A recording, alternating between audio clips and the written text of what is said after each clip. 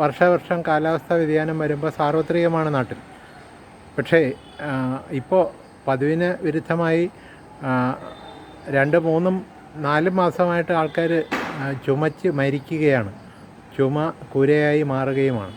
പലരും ഒറ്റമൂലി വൈദ്യങ്ങളും super speciality വൈദ്യങ്ങളുമൊക്കെ പരീക്ഷിച്ച് മടുത്ത് അവസാനം നിരുപാധികം മെഡിക്കൽ ഷോപ്പിലെ പല പാരമ്പര്യ ഫാർമസിസ്റ്റുകളുടെയും കൈപുണ്യത്തെ പരീക്ഷിക്കുകയാണ്. ഇത്തരത്തിൽ നാനാവിധമായ കോഫ് സിറപ്പുകൾ വാങ്ങി വിഴുങ്ങുകയാണ്, ഗുളികകൾ വാങ്ങി കഴിക്കുകയാണ്.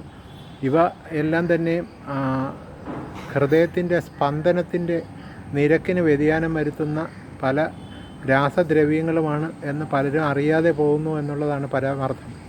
ഷെഡ്യൂൾ എച്ച്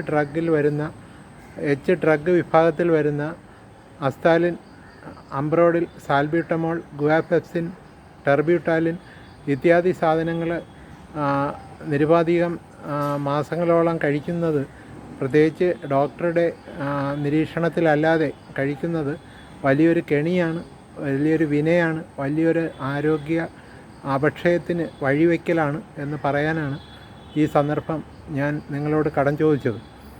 മറ്റൊരു കാര്യം, ആൻറ്റി ടൂസീവ് കഫുകൾ നിയന്ത്രിക്കുന്നതിനായിട്ട് ഈ ആൻറ്റി ഹിസ്റ്റമിൻ ഡ്രഗുകൾ പതിവായിട്ട് വാങ്ങി വിഴുങ്ങുന്ന ശീലം, അത് സുശീലമാണോ ദുശീലമാണോ എന്ന് ഈ കഴിക്കുന്നവർക്ക് വലിയ ബോധ്യമൊന്നുമില്ല.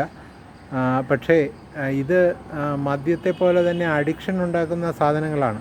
ഇതുപയോഗിച്ചിട്ട് ഡ്രൈവ് ചെയ്യുക, ഇതുപയോഗിച്ചിട്ട് നിർണായകമായ നമ്മുടെ അറ്റൻഷൻ കൂടുതൽ ആവശ്യമുള്ള ജോലികൾ ചെയ്യുക.